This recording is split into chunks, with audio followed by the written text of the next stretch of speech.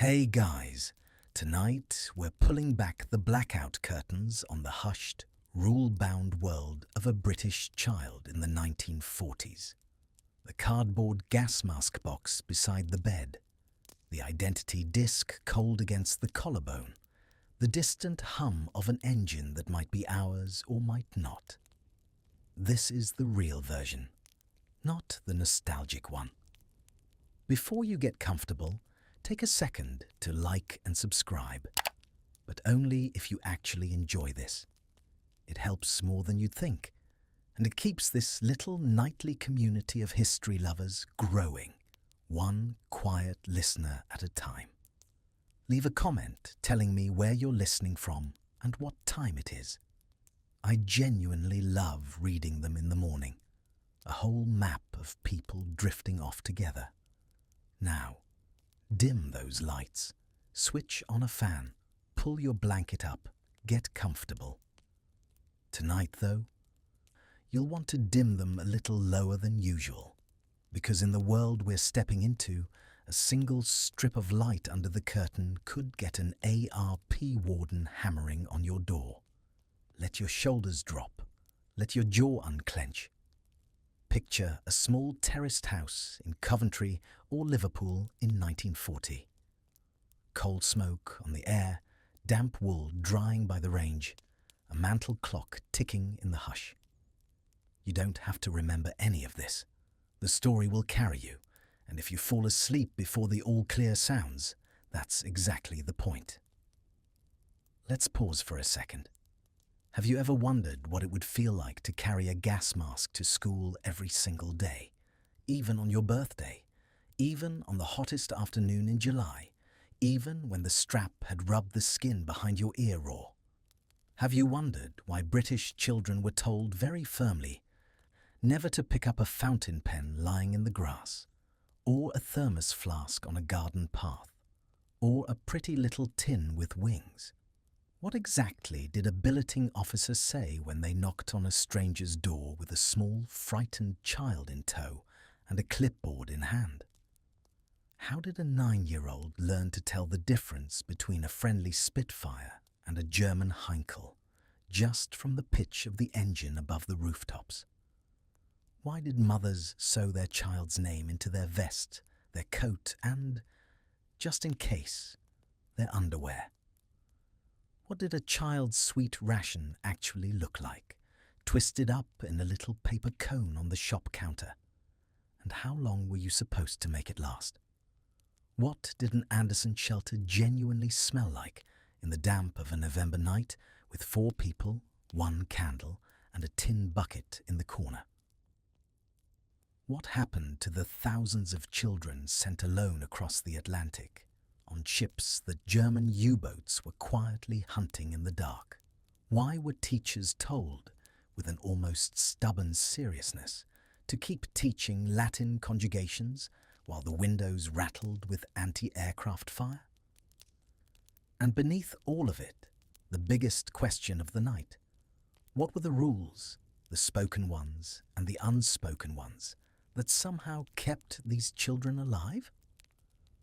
Don't worry about the answers. They'll unfold slowly, gently, all through the night.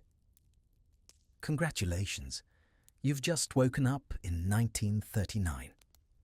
It's a grey Sunday morning, the 3rd of September, and the wireless on the sideboard is crackling to life with the tired, papery voice of Neville Chamberlain telling the country at 11:15 that we are now at war with Germany. Your mother is standing very still, gripping a tea towel like it personally owes her something. You're in a scratchy woolen jumper in the doorway, sockless, not quite sure what just happened. Outside, barrage balloons are rising over Hyde Park like enormous silver whales. The taxis have been painted matte black. The street signs are gone. The world you knew yesterday has quietly, completely disappeared. Good luck. Although, and this is one of those strange little details history rarely lingers on, the rules that are about to govern your entire small life didn't actually begin on this grey Sunday morning. They began almost a year earlier, in the autumn of 1938, when most of the grown-ups you know were still pretending very hard that none of this was going to happen. Because back in September 1938, there had been a crisis you were probably too young to understand, but definitely old enough to feel. The newspapers called it the Munich Crisis. Hitler wanted a piece of Czechoslovakia. Britain and France, deeply unenthusiastic about another war only 20 years after the last one, sent the Prime Minister to Munich to have what we might charitably call a firm word. Chamberlain came back waving a piece of paper and promising peace for our time. And for a few weeks the country exhaled, but only just. Behind the scenes, in very quiet offices, with very tired civil servants, the British government had already decided with grim certainty that the next war would come, and that when it came, the Germans would drop gas. So they started making masks. 38 million of them. Think about that number for a moment. 38 million rubberized, canvas-strapped, filter-ended masks, enough for every man, woman and child in the country. They were manufactured in factories in Blackburn and stamped and boxed and shipped out to church halls and school halls and village halls, where ARP wardens, that's air raid precautions, the men and women in dark overalls and tin hats who were about to become the most important busybodies in British history, set up trestle tables and waited for the queues. And the queues came. Whole streets of people, shuffling politely in line, because Britain was not yet a country that refused to queue for anything. Picture yourself in one of those halls. You're 5, maybe 7, maybe 10. It smells of floor polish and damp coats and faintly, inexplicably, of boiled cabbage, as all British halls always did and always will. The warden at the table is a large woman in a navy overall who is being really kind about this, crouching down, smiling brightly, holding up the black rubber thing as if it were a party favour rather than a device designed to keep mustard gas out of your lungs. She presses it against your face, adjusts the straps over the back of your head, and covers the filter with the flat of her hand. Breathe in, she says. Breathe in hard. The mask sucks inward. Your cheeks collapse. Your ears pop. If you can't suck any air, the seal is good. If you can, she'll try a smaller size. The smell inside is extraordinary. A particular cocktail of vulcanized rubber, disinfectant and talcum powder, with a faint undertone of the cardboard box it came in. You will remember that smell for the rest of your life.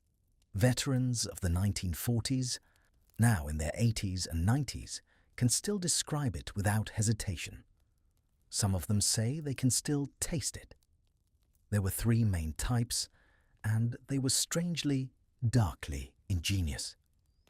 Adults and older children got the standard black civilian respirator, all business with its bug-eyed glass lenses and its drum filter sticking out of the snout like a small tin can. Toddlers, who would of course refuse loudly and emphatically to wear anything so terrifying, got the Mickey Mouse mask painted in cheerful red and blue with bright eye holes and a little blue rubber flap that flapped comically when they breathed out. It was genuinely designed to make them laugh, so they'd put it on. It is both the most touching and the most heartbreaking piece of design the British government ever commissioned.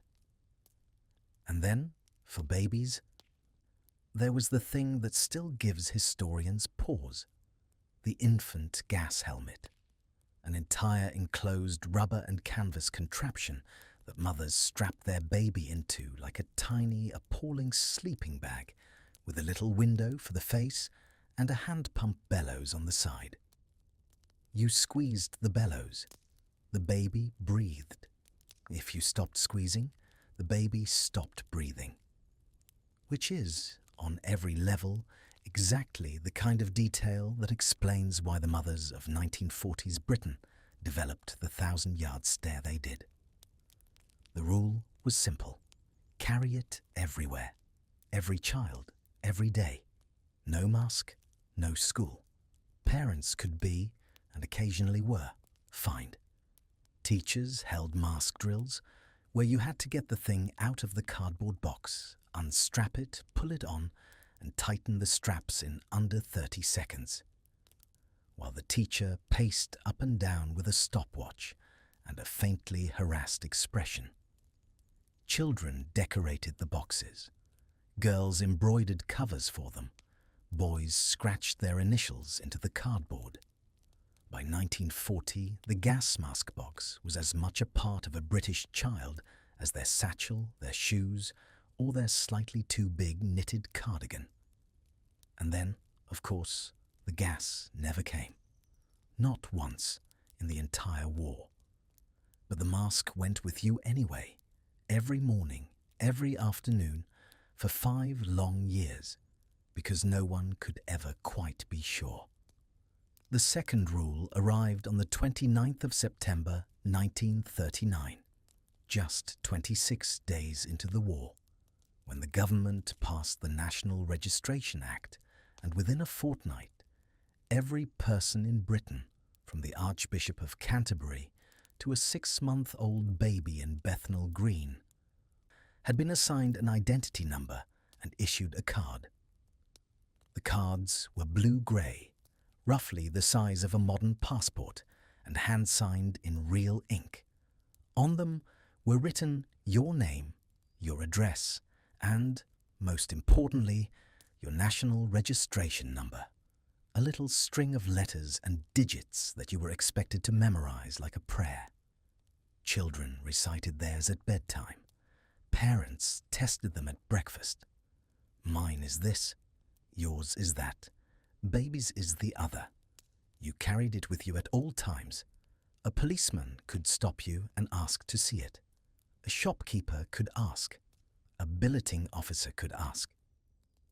For the first time in British history, ordinary people had to prove who they were, on demand, to a stranger with a clipboard. It sounds intrusive now. And it was. But there was also, for many children, something quietly thrilling about it. The feeling of being officially recorded, officially real. You had a number. The government knew you existed.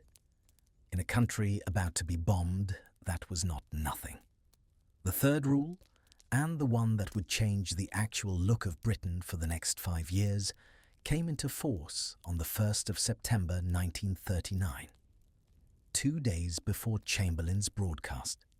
It was called the blackout, and it was total. No light of any kind from any window visible from the outside after sunset. Not a candle, not a match, not the glow of a cigarette on a doorstep. Nothing. German bombers were expected to navigate by sight, following the glimmer of cities on the dark earth below, and so the cities would simply have to stop glimmering. Every evening, at a time printed in the local paper, the entire country performed the same small ritual. You took down heavy rectangles of black sateen, thick, greasy, slightly dusty stuff that smelled of the warehouse, and you tacked or taped or pinned them over every window in the house. You checked the edges. You checked the corners. You went outside and looked up at your own house from the pavement, and you adjusted anything that showed. And if you missed even a sliver, even a pinprick of gold between the curtain and the frame, sooner or later you would hear it.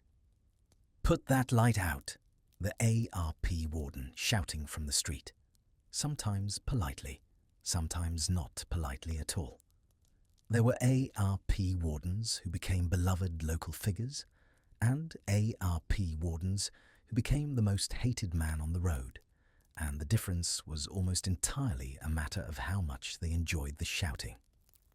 Repeat offenders were fined 5 shillings, 10 shillings, sometimes £1, which was a lot of money when your father earned £3 a week. Inside, the blackout changed everything. Children learned to move through their own houses in complete darkness, counting the stairs down to the kitchen, remembering that the 3rd floorboard in the hall creaked, finding the banister by touch alone. Mothers taped strips of luminous paint to door frames and light switches. Fathers, coming home late from the factory, groped their way up the path by memory. If you struck a match outside, even to light a cigarette, you could be fined. You could also be shouted at by total strangers, which was worse. And the rule, above all rules, the one every child learned before they learned long division: never strike a match outdoors. Out on the roads, it was somehow worse. Car headlamps were reduced to narrow slits by metal masks, the beams thinned to little more than a pencil of light. Pedestrians carried small torches with double layers of tissue paper over the lens. Curbs were painted white. Tree trunks had white rings. Lampposts had white bands. And still, in the first 4 months of the blackout alone, road deaths nearly doubled. People walking straight into lampposts, cyclists flattened by unseen lorries, drivers reversing into canals. One rather grim statistic from December 1939 noted that more Britons had been killed by the blackout than by the Luftwaffe. Of course, the Luftwaffe had not yet arrived. They were, at this point, still writing memos. Because this is the strange, almost dreamlike quality of those first months. The country had gone to war. The rules were in place. The gas masks were slung over every shoulder. The blackout curtains were up. The taxis were black. The street signs were gone, literally unscrewed from their posts and spirited away by the Ministry of Transport, on the theory that German paratroopers, when they landed, should not be able to find their way to London. Tourists, it turned out, also struggled, and locals, and delivery drivers. But never mind. And yet, nothing happened. The bombers didn't come. The invasion didn't come. The gas didn't come. Day after day, the children of Britain woke up, strapped their gas masks to their backs, recited their national registration number, walked to school through a landscape of sandbags and white-painted curbs, and went home again at tea time, unscathed. Historians call this period the phony war. The children who lived through it remember it as the time when the grown-ups seemed, very faintly, to be overreacting.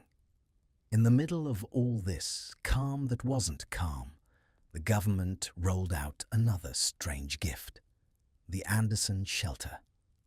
From February 1939 onwards, corrugated steel panels began arriving on suburban doorsteps in bundles of 6, curved, heavy, smelling of paint and cold metal.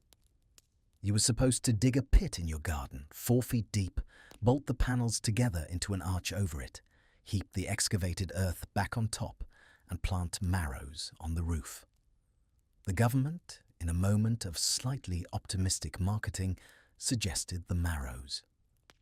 By the outbreak of war, 2 million Anderson shelters had been delivered. Families dug them in on weekends, grandparents supervising, children standing ankle-deep in clay, holding a shovel they could barely lift. The shelter would, in theory, protect you from everything short of a direct hit. What it would not protect you from was the cold, the damp, the spiders, or the profound emotional experience of being 9 years old at 3 a.m, crammed into a tin tube with your entire family, a flask of tea, and a bucket. But in the winter of 1939 to 40, most of those shelters sat unused. The marrows grew, the dust collected. The bunks, if there were bunks, were sat on by the cat. Some families, thoroughly bored of the whole war, even brought their evacuee children back home. A decision that would, in time, look heart-stoppingly unwise. Because this is the bit the children did not know and the grown-ups did not quite believe. And the rules were quietly preparing them for. At school, you rehearsed evacuation drills. You walked in crocodile lines with your teacher to the nearest railway station, a luggage label tied to the top button of your coat, a small brown paper parcel in your hand. Your mother had sewn your name into your vest, your coat, and, yes, your underwear. You practiced saying goodbye without crying. You practiced not fidgeting. You practiced not losing your label, because without the label you were, for all practical purposes, nobody. And in the back of your head, even at 8 or 9, you had a quiet, unshakable sense, the kind of sense that children somehow always have, no matter how hard adults try to hide things from them, that the rules were not a game, they were rehearsals, that the gas masks, the blackout, the identity cards, the shelters in the garden, the labels on your coat, the matches never struck, the street signs taken down, all of it was waiting for something. And then, in the spring of 1940, everything the grown-ups had been quietly dreading came true all at once. The Germans invaded Denmark, then Norway, then Belgium, Holland, France. Within weeks, the British Army was streaming back across the Channel from the beaches of Dunkirk, and the country was, suddenly, standing alone. The theatre of the phony war ended very abruptly, and the real show began. The rules, it turned out, had not been theatrical at all. They had just been early. But to understand what happened next, we have to go back a little, because the single largest movement of civilians in British history had, in fact, already happened, 2 days before war was even declared. It was called Operation Pied Piper, and if the name makes you faintly uneasy, a government plan named after a folk tale in which a stranger leads all the children of a town away, never to return. Well, you are not the first person to notice that. The civil servants who chose the name seem to have been thinking of the cheerful flute-playing version from the picture books, not the deeply sinister original. This is, if you have ever wondered, a very good summary of how British government naming committees tend to work. The plan itself had been quietly rehearsed for more than a year. As early as the summer of 1938, during the Munich crisis, planners at the Ministry of Health had sat down with ordnance survey maps and a box of coloured pencils, and they had divided the country into 3 zones. Evacuation areas, the big industrial cities and ports, the places the bombs would almost certainly find. Reception areas, the small towns, the villages, the farms, the quiet coasts. And neutral areas, everywhere in between, neither sending nor receiving. London, Liverpool, Manchester, Birmingham, Glasgow, Newcastle, Portsmouth, Southampton, and a dozen other urban centres were marked in one colour. The green valleys of Wales, the Yorkshire Dales, the Cotswolds, the Fens, the Cornish villages, the Scottish borders, all marked in another. And then, on the 1st of September 1939, the morning the German army rolled into Poland, the plan was activated. The order went out before breakfast. And within 72 hours, 1.5 million people, mostly children, but also pregnant women, mothers with infants under 5, blind adults, and some disabled people, had been lifted out of the cities and placed onto trains, 1.5 million, in 3 days, by a country that did not yet own a single computer and was still delivering most of its urgent messages by boy on a bicycle. It was, depending on how you look at it, either a logistical miracle or a national act of collective faith. Probably both. Picture it then. You are a child of 8 or 9 or 11. It is very early in the morning, 5 o'clock, 6 o'clock, and your mother has been up for hours. On the kitchen table is laid out what the government has told her to pack in a list printed in every newspaper.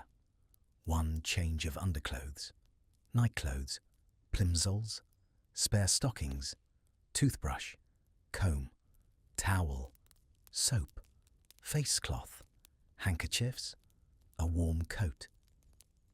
A packet of food for the day, perhaps a tin of condensed milk, a slice of cake, an apple, some biscuits wrapped in greaseproof paper.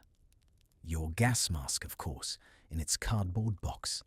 And, critically, non-negotiably, a luggage label made of buff-coloured cardboard with a piece of string threaded through the corner, bearing your full name, your age, your school, and the address of your intended destination, though often not the name of any actual family.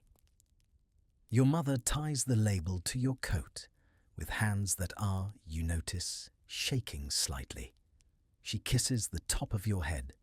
She says something cheerful, and then she walks you, not to the railway station, because mothers have been explicitly told to stay away from the railway stations, but to the school gates. That is where the goodbyes happened, not on the platforms. The school gates, on a cold grey pavement at 7 in the morning, surrounded by other mothers also pretending not to cry, and other children also pretending not to notice. Then the teachers took over. You walked to the station in a long line, a crocodile, the British called it, 2 by 2, holding hands, your parcel in one hand and your gas mask over your shoulder. At the front of the line walked a teacher with a clipboard. At the back walked another teacher with a whistle. You were told not to talk. You were told not to run. You were told, above all else, not to lose your label, because if you lost your label, no one would know where to put you. And then you arrived at Waterloo, or Paddington, or Euston, or King's Cross, or Liverpool Lime Street, or Glasgow Central, and you saw a scene that, even today, photographs of it will quietly break your heart. Thousands upon thousands of children, packed onto platforms under the iron girders of Victorian station roofs, each one carrying a small brown parcel, each one with a label tied to a coat button, the string already starting to fray, each one with a gas mask, many of them, the younger ones especially, clutching a favourite toy because one toy was permitted. Teddy bears, rag dolls, wooden trains. A girl in one famous photograph from Liverpool is holding what appears to be a China doll, nearly half her own height. Mothers, the ones who had defied instructions and come anyway, pressed against the barriers at the back of the concourse, not allowed onto the platforms. The goodbyes had, technically, already happened. This was something else. This was just watching. The rules on the train were absolute. Stay with your teacher. Do not get off at any station, even if it looks like your stop. Do not open the windows. The steam and the soot would blacken your face within minutes, and one child in Manchester, reportedly, put his head out too far and lost his cap to the slipstream, which was the sort of story teachers told for years afterwards. Do not lose your label. Do not lose your gas mask. Do not lose your parcel. Do not, under any circumstances, lose yourself. The journeys were long. Trains that should have taken 2 hours took 6. Trains that should have taken 6 took 12. Children ate their packed food within the first hour, then spent the rest of the journey hungry. Many wet themselves because the corridors were too crowded to reach a lavatory and teachers too overwhelmed to help. The smell of wool, wet socks, oranges and distress filled the carriages. And still the train rolled on, through fields most of the children had never seen, past cows many of them had never seen, into a countryside that seemed, to a child from the back streets of Stepney or Bootle, almost impossibly green. And then you arrived, and that, if you had to name the worst moment, was almost certainly the worst moment, because what happened at the reception end was frankly a mess. In theory, every child had been pre-matched to a host family. In practice, the paperwork had collapsed somewhere in the middle of England, and what actually happened was this. You were led off the train. You were marched to the village hall, or the church hall, or the town's largest schoolroom. You were sat on the floor in rows, still clutching your parcel, still wearing your label.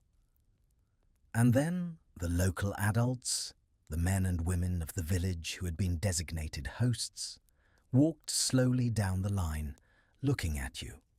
They picked. Historians call it, with no small amount of distaste, the cattle market. Pretty girls with neat hair were chosen first. Strong, sturdy-looking boys who could help on a farm were chosen second. Clean, quiet children with well-mended clothes went next. And at the bottom of the pile, left sitting on the floor as the hall emptied around them, were the ones nobody particularly wanted. The youngest, the dirtiest, the ones with spectacles, the ones who had cried on the train, siblings who insisted on staying together when most hosts had only one spare bed. That last one is the part that still, 80-odd years later, makes your chest tighten. Brothers and sisters who had been told by their mothers on the doorstep at dawn to hold hands and never let go, were very often split up before tea time. A boy to one farm, his sister to another, 5 miles down the road. They might see each other on Sundays if they were lucky. Some did not see each other for years. If no one picked you, a billeting officer picked for you. The billeting officer was a new sort of official the war had created. Usually a local volunteer, often a middle-aged woman with a clipboard and a nearly supernatural level of determination. And her powers were, frankly, extraordinary. Under the government evacuation scheme, she could knock on any door in her district and compel the householder to take in an evacuee. Refusal was not, in the usual sense, an option. The householder was paid 10 shillings and 6pence a week for the first child, 8 shillings and 6pence for each additional child, and that was meant to cover board, lodging and laundry. It did not, notably, cover affection. Some billeting officers were wonderful. They knew their villages. They matched gentle children to gentle homes, farmers' boys to farms, bookish girls to teachers' households. Some were terrible. They knocked on the door of a house that clearly had no room and no interest, shoved a tired, frightened child over the threshold, and walked away. And so the stories of Operation Pied Piper split, from that moment onward, into 2 wildly different genres. On one hand, there were the good stories. There were many, many good stories. A boy from the East End arrives at a Devon farmhouse and sees, for the first time in his life, a cow.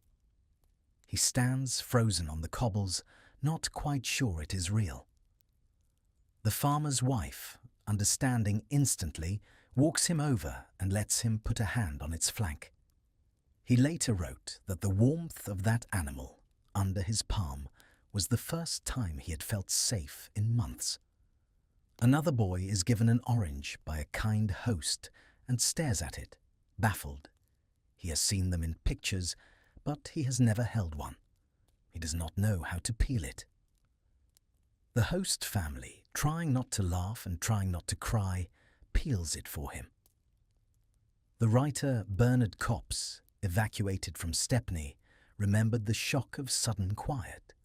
A countryside without trams, without shouting, without the constant smell of the river. Michael Foreman, years later a famous children's illustrator, remembered the sheer strangeness of being somewhere clean.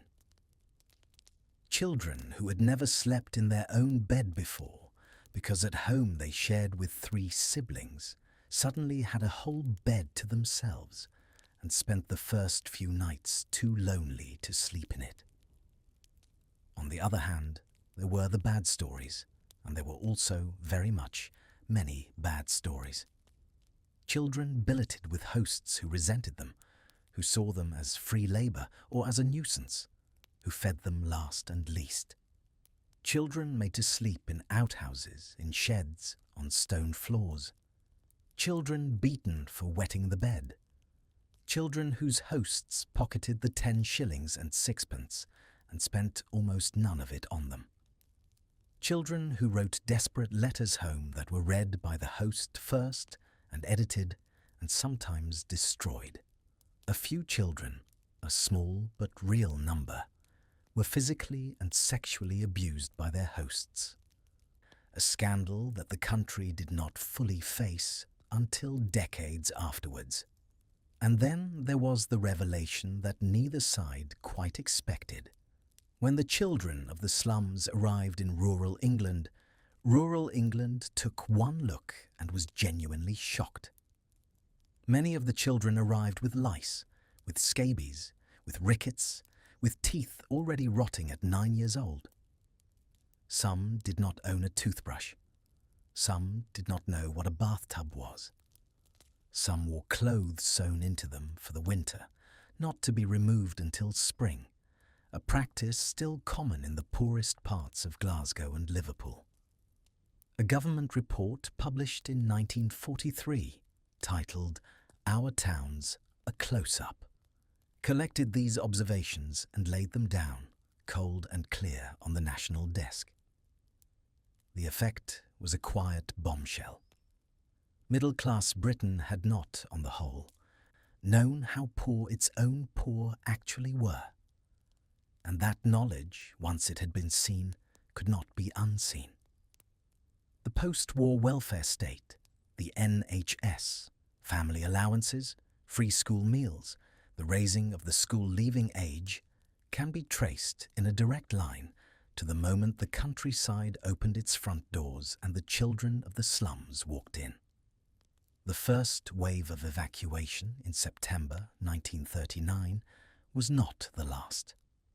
During the phony war, when the bombs did not come, many families simply brought their children back. By January of 1940, perhaps half of the evacuees had returned to the cities. And then, in September 1940, the Blitz began, and a second, frantic wave of evacuation swept a new generation of children back out into the country. And then another wave in 1944, when the V1s began. For some of them, the war offered an even more radical option. In June of 1940, as France fell, the government established the Children's Overseas Reception Board, CORB, to send British children across the Atlantic to Canada, Australia, New Zealand and South Africa. Thousands of families applied. The scheme, in the end, sent 2,664 children abroad. And then, on the 17th of September 1940, the SS City of Benares, steaming out of Liverpool bound for Canada with 90 CORB children aboard, was torpedoed by the German submarine U-48 600 miles into the North Atlantic. The ship sank in 30 minutes. Of the 90 children on board, only 13 survived. 77 drowned, in the dark, in freezing water, in lifeboats that capsized in the swell. The scheme was cancelled the next day. No CORB child ever sailed again. And for the children who did go, and did arrive safely, the war lasted 5, sometimes 6 years. Some of them came home in 1945 or 1946 as teenagers to meet parents they barely remembered in a country they had never really known as adults. Some of them never came home. They were adopted, formally or informally, by their overseas families. They kept the accents of New South Wales or Ontario for the rest of their lives, with a faint, persistent softness underneath. The quiet, audible trace of a Liverpool or a Stepney they had left as very small children. And some of the children evacuated within Britain never really came home either.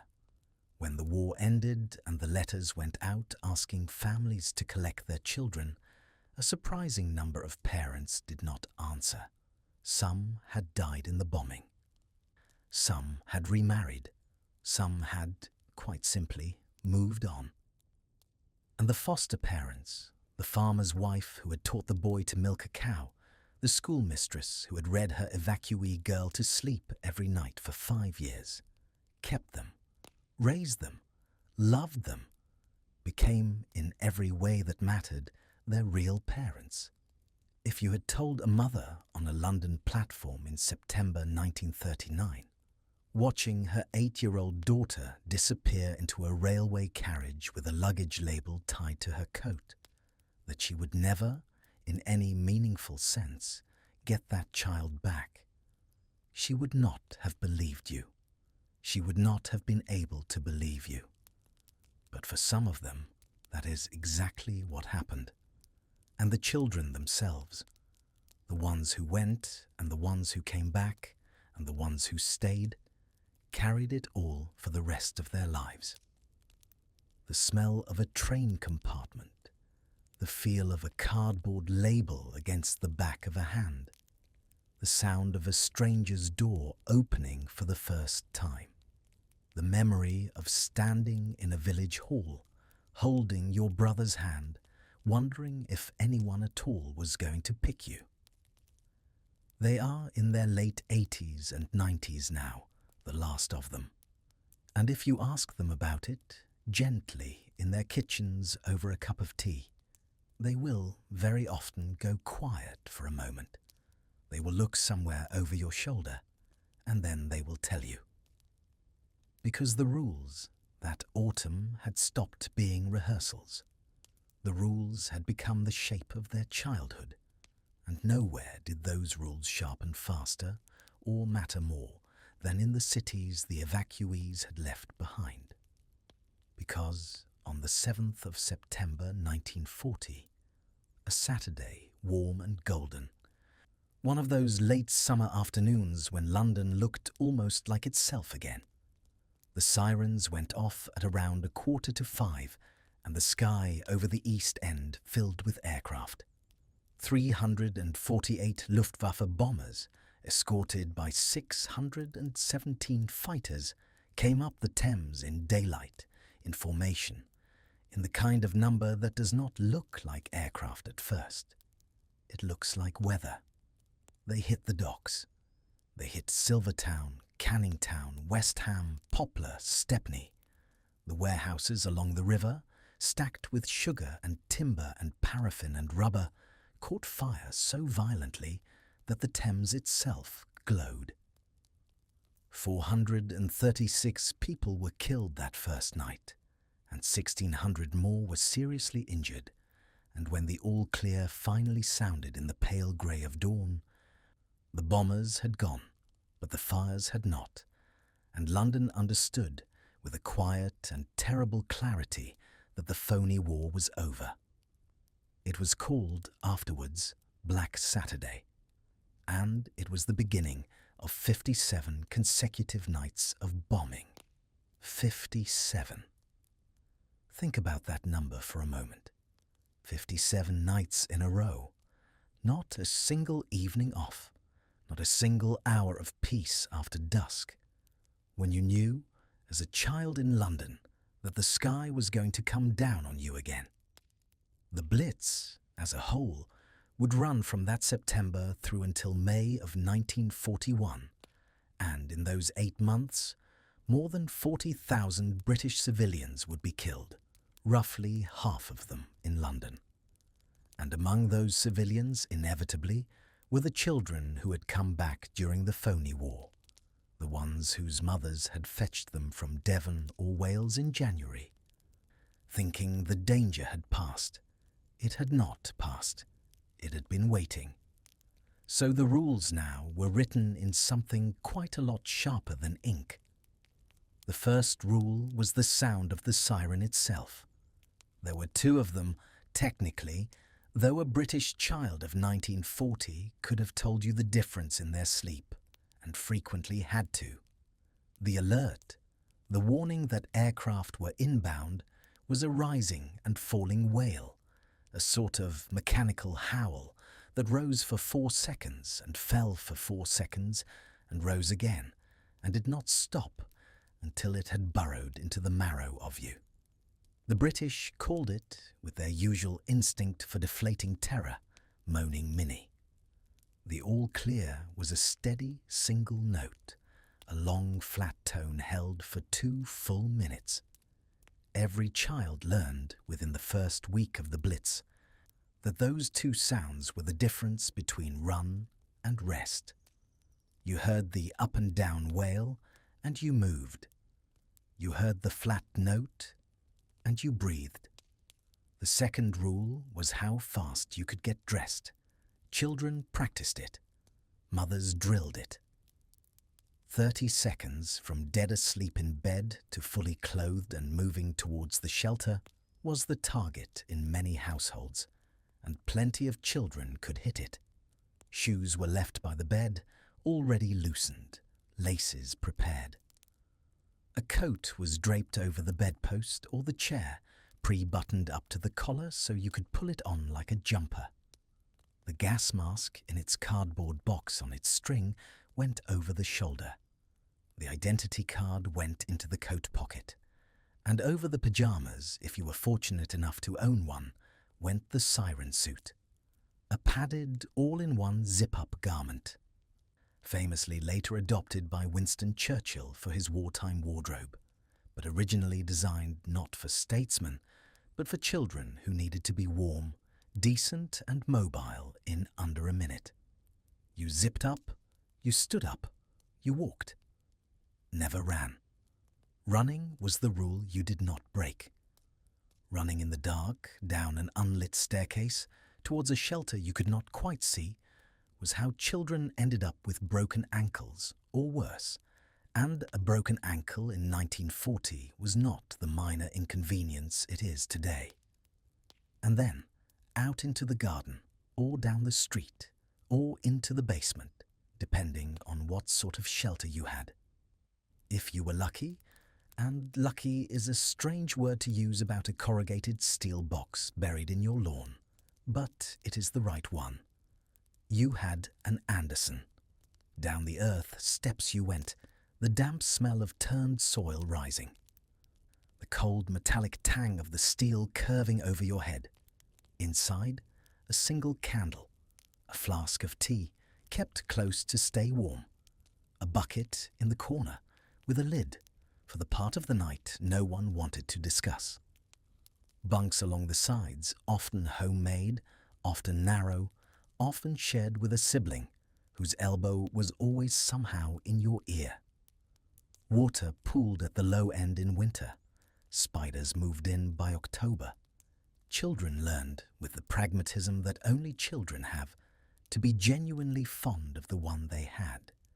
To name it, to decorate it, to bring in a favourite blanket and a small toy.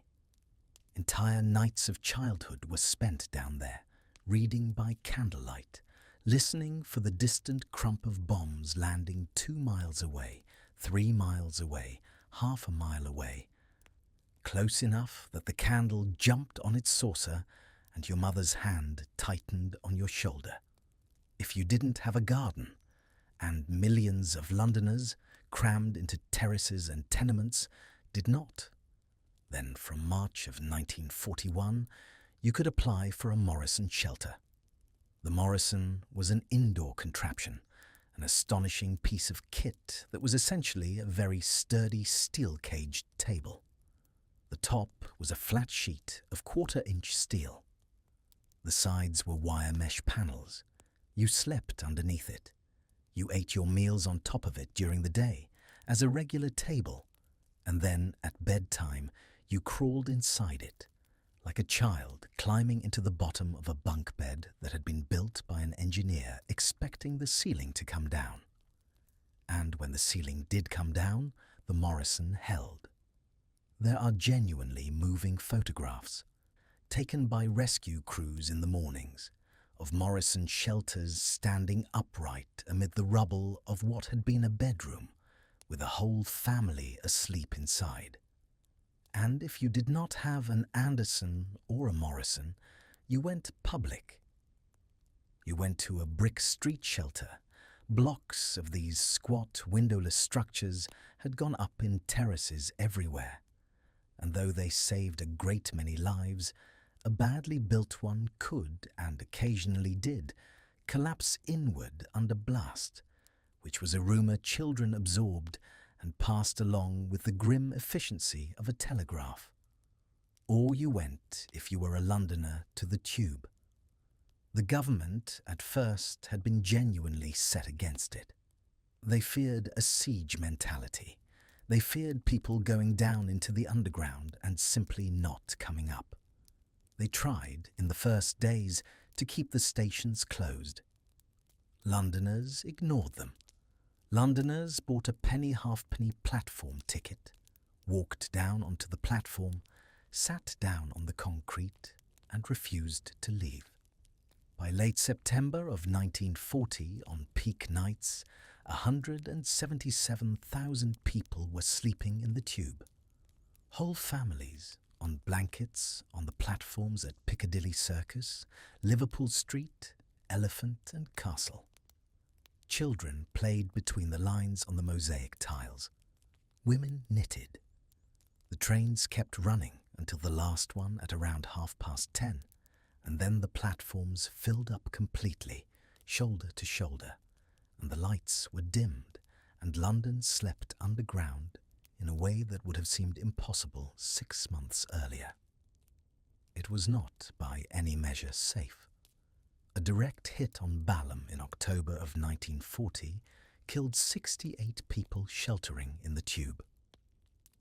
A disaster at Bethnal Green on the 3rd of March 1943, caused not by a bomb, but by a crush on a wet staircase during an alert, killed 173 people, 62 of them children. It remains one of the worst civilian disasters in British history, and it happened without a single bomb falling. Above ground, meanwhile, a child had a second set of rules to learn, and these ones were about what not to touch. The Germans dropped, in the course of the war, enormous numbers of small anti-personnel bombs. The most notorious was the SD-2, known universally as the butterfly bomb, because its casing, when deployed, spread open into 2 hinged metal wings. It looked, to a 9-year-old eye, like a strange toy, a tin can, a little mechanical insect lying innocent on the pavement or caught in a hedge. It was not. It was armed on impact and would detonate at the slightest touch or sometimes at the slightest vibration nearby. Hundreds of British children were killed or maimed picking them up in the course of the war. And so, a rule was taught in every classroom and every kitchen and every ARP lecture. If you see something unfamiliar on the ground, you do not touch it. You do not nudge it. You do not lift it with a stick. You step back. You tell an adult. You fetch a warden. This applied, terrifyingly, to things that did not look like weapons at all. Pens, thermos flasks, tin cans, dolls.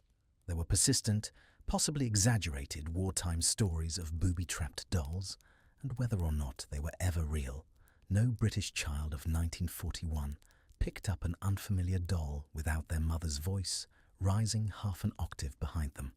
You did not. In short, pick anything up. You looked and you left it. The third above-ground rule was how to listen to the sky. Within months, British children had developed an ear for aircraft that any air ministry would have envied. You could tell, lying in bed with your eyes closed, the difference between a Heinkel 111 and a Dornier 17 by the pitch and rhythm of its engines. The Heinkel had a lower, uneven, almost pulsing drone, because its twin engines were slightly out of sync, a quirk that made it unmistakable in the dark. You could tell a Messerschmitt from a Spitfire by the register of the whine when it dived. The Merlin engine of the Spitfire had a higher, cleaner note, almost a song. Children could genuinely identify friendly and hostile aircraft with their eyes shut, and they did it for comfort as much as for information. If the drone overhead was ours, you relaxed. If it was theirs, you did not. Later, from June of 1944, a new and worse sound entered the library. The V-1 flying bomb, the doodlebug, made a distinctive, rough, pulsing buzz like a badly tuned motorbike, and the rule about it was worse than the rule about anything that had come before. As long as you could hear the engine, you were safe. The terror began when it stopped. When the pulse jet cut out, the V-1 fell, and you had roughly 12 seconds of complete silence to find cover. Children learned to count in their heads, 1, 2, 3, and learned to hold that count steady while the bomb came down somewhere, perhaps on someone else, perhaps on them. A generation of Londoners spent the summer of 1944 with an ear permanently cocked for an engine that might stop. And from September of 1944, there was the V-2. The V-2 was a ballistic rocket. It travelled faster than sound. You did not hear it coming. You heard it arrive, if you heard it at all. And by then, the rule was no longer about listening or running or counting. The rule for the V-2 was simply pray. There was nothing else to do. Not every city, of course, had the Tube and the BBC and the weight of the capital behind it. On the night of the 14th of November 1940, 515 German bombers came for Coventry. They hit the centre of the city so completely that the 15th century cathedral burned to a shell by morning, and 568 people were killed in a single night. The Germans coined a new verb from it, coventrieren, to coventrate, meaning to destroy utterly. In May of 1941, Liverpool was hit for 7 consecutive nights with more than 1,700 killed and entire terraced streets erased. Plymouth, Clydebank, Hull, Swansea, Belfast, Manchester, Sheffield, Portsmouth, Southampton. Every port, every industrial city had its own nightmare, and in every one of them there were children in shelters, counting. And when a building came down with people inside it, the heavy rescue squads came. These were the quiet heroes of the Blitz, men often too old for military service, who worked through the nights crawling into collapsed buildings by torchlight, shoring up beams with timber, tunnelling into voids.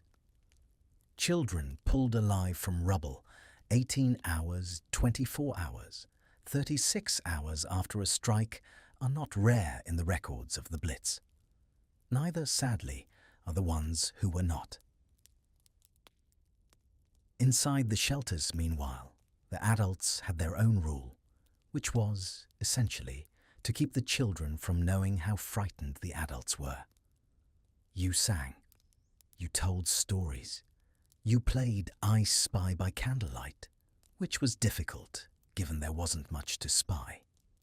Teachers in school shelters led rounds of 10 green bottles, over and over again, because the counting gave the children something to do with their mouths other than cry. Somebody would start a round of roll out the barrel. Somebody would recite a poem. You sang your way through the worst of it. And in the mornings, when the all clear came and you climbed back up into a world that might or might not still include your street, you went to school. Because school, for the most part, carried on. It carried on in cellars, in church halls, in the front parlours of volunteer houses, and yes, sometimes with the windows rattling and the teacher conjugating Latin verbs as though nothing at all was happening. Because the rule, the deepest rule, was that the ordinary shape of the day was itself a kind of armour. 7,736 British children under the age of 16 were killed by enemy action between 1939 and 1945. Another 7,500 were seriously injured, and the ones who survived, who are the grandparents and great-grandparents of today, carried the habits of those nights forever. A flinch at an ambulance siren, a dislike of sudden loud noises, an inability for some of them to sleep with the curtains fully closed, and for others, an inability to sleep without them closed absolutely, a lifelong readiness. Somewhere in the body to be up and dressed in 30 seconds. That was what the sky had taught them, but the sky was only half of it. Because below the bombing, running alongside it, quietly and relentlessly, was another set of rules. Rules that governed not what fell from above, but what went onto the plate. Because Britain, by 1940, had a food problem, and it was not a small one. The country had, for generations, imported something like 70% of what it ate. Wheat from Canada, meat from Argentina, butter from New Zealand, sugar from the Caribbean, fruit from the Mediterranean, eggs from Denmark. And all of this came by ship, and the ships were being sunk. The Battle of the Atlantic was not, in any strict sense, about food, but in its practical effect, it was almost entirely about food. Because every U-boat that sank a freighter was sinking, in the end, somebody's dinner. And so, on the 8th of January 1940, 4 months into the war, the government did what governments had tried to avoid doing for as long as possible. They began to ration. They started small. Bacon and ham first. Butter, sugar. The kind of list that feels almost gentle until you notice what it does not yet include and realize that everything else is coming.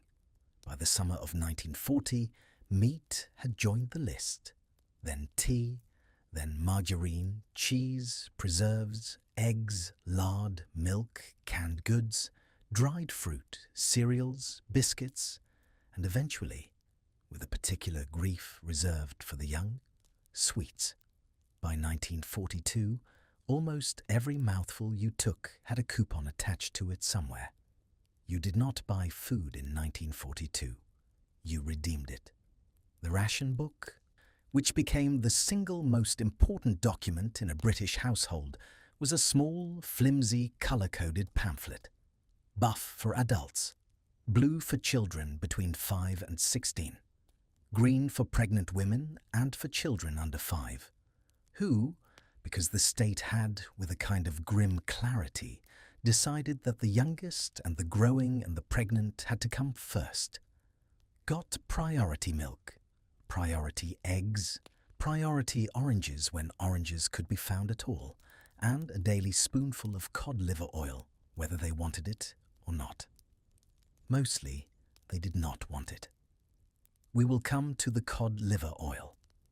The coupons inside the book were small, perforated, printed in faint ink, and a child could be trusted with them from the age of 7 or so, sent round the corner to the grocer with the book in one hand and a list in the other.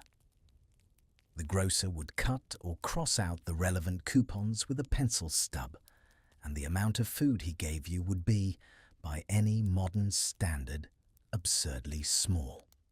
Let me tell you what an adult actually got in a reasonably ordinary week of 1942 or 1943. 4 ounces of bacon or ham. That is about the size of a deck of cards. 8 ounces of sugar. 2 ounces of tea, which, in a country that drank tea the way some countries drink water, was a real sorrow. 2 ounces of butter. 4 ounces of margarine. 2 ounces of cheese. And at some points during the war, it fell to 1 ounce, which is, as near as makes no difference, a single sandwich's worth per week. 1 shilling and 2pence worth of meat, which bought you about a pound of whatever the butcher had, which was generally not what you would have chosen. 3 pints of milk. 1 fresh egg, if the hens had cooperated. And, once sweets were rationed from the 26th of July 1942, 12 ounces every 4 weeks, 3 ounces per week, twisted by the shopkeeper into a little cone of paper at the counter. 3 ounces of sweets per week for a child. Think about that for a moment, because no 1940s child ever forgot it. There were, on top of the ordinary coupons, the points. The points system came in from December of 1941, and it covered tinned goods and dried fruit, and the kind of things you could not reliably expect to see. Tins of salmon, tins of peaches, currants, raisins, sultanas. You had 16 points per person every 4 weeks, and you spent them like a second secret currency, saving them for weeks to afford a tin of something for Christmas, or splurging them on whatever had just come in. Children with points felt, for a moment, rich. Children were, of course, not rich. Nobody was rich. That was the point of the points. Now, because the British government was not a monster, and because it understood that telling a nation to eat less without telling them what to eat instead was a recipe for genuine mutiny, a great deal of effort went into teaching people how to cook within the rules. The Ministry of Food, under the famously round and famously reassuring Lord Woolton, turned itself into something close to a national kitchen. Woolton's voice became a fixture on the wireless. The food facts broadcasts, 5 minutes a day, telling you what had come in and what to do with it. The kitchen front programme ran every morning at 8:15, just after the news, and women across the country listened to it with a pencil in hand. There was the radio doctor, Charles Hill, whose bedside voice told you, among other things, that prunes were your friend. Marguerite Patton, a young home economist at the ministry, gave cookery demonstrations in department stores. You could go, in wartime London, and watch a cheerful woman turn half a carrot, a potato, and a spoonful of oatmeal into something she insisted was a meal. And then there was Woolton pie. Woolton pie was the ministry's great optimistic creation, a pie of diced potato, carrot, parsnip, swede, and cauliflower, thickened with oatmeal, covered with mashed potato or a rough pastry crust, and served with brown gravy. Lord Woolton himself lent his name to it, which was either very brave or very foolish, because Woolton pie was, by most honest accounts, not delicious. It was filling. It was nutritious. It was, as one diarist put it, the kind of pie that tasted exactly like its ingredients, and not a bit more. But it was hot, and it stretched, and a child came home from school and ate it because there was, quite literally, nothing else in the larder. You also queued. Queuing became, in those years, something close to a second occupation. A mother with 3 children and a ration book and a list from her own mother round the corner might spend 2 or 3 hours a day in queues. At the butcher, at the greengrocer, at the fishmonger, at the bakery. And because a mother could not always stand in 3 queues at once, the children were pressed into service. A child of 8 or 9 would be posted in one queue, while the mother stood in another. And the rule, the iron rule, was never, ever to lose your place, and never, ever to lose the ration book. Replacing a lost ration book took weeks and required you to explain yourself to a man with a ledger who had heard every story before, and the general assumption was that anyone who lost one was probably selling the replacement on the black market, which, in a small number of cases, was depressingly correct. The black market, incidentally, did exist. It was smaller than the films would suggest, but it was real. The figure of the spiv, the flash, lightly dressed, moustached man with a suitcase full of nylons and a tin of pineapple you hadn't seen in 3 years, is not entirely an invention. Every street knew one, and the moral rule children absorbed from their parents, who were generally both tempted and disapproving, was unambiguous. You did not boast about what you had. If there was real butter on your table in April of 1942, you did not tell the neighbours. If Uncle Bert had come back from somewhere with a chicken nobody could account for, you ate the chicken. You said thank you, and you did not mention it at school. Meanwhile, the garden was being rethought. In October of 1939, the government launched Dig for Victory, and it became one of the most successful propaganda campaigns of the entire war. Lawns were turned over, flower beds were turned over, railings were melted down, yes, but the soil behind the railings was put under the hoe. By 1943, there were nearly 2 million allotments across Britain, and many schools had torn up their playing fields so that children could plant potatoes between the goalposts. You came home from school with dirt under your fingernails. You weeded rows of runner beans in your pinafore. You knew, at the age of 10, how to earth up a potato and how to thin a carrot, and a generation of British gardeners were made, without intending to be, by a single October in 1939. The things that arrived from outside, from America under the Lend-Lease Act, were, to a British child, genuinely exotic. Spam, the pink, salty, tinned pork shoulder that became, for better or worse, the defining meat of the British wartime diet. Dried egg, which came in tins from the United States, which you reconstituted with water, and which made scrambled eggs of a colour and texture not quite found anywhere in nature. Dried milk, condensed milk which children loved and which mothers rationed even within the ration. Because a spoonful of condensed milk on a slice of bread was practically a birthday. There were also occasional oranges. Christmas oranges specifically. Each child in a rationed household might get 1 orange at Christmas, and the glow of it in a stocking was the kind of glow that stayed with you for 80 years. And then there was the national loaf, introduced in 1942 to save shipping weight, because white flour required more wheat to produce less bread, and the nation could no longer afford the luxury. The national loaf was made from wholemeal flour with the bran and germ left in. It was grey-brown. It was dense. It had, as one child memorably put it, the texture of a damp hearth rug. Children hated it. Adults broadly hated it.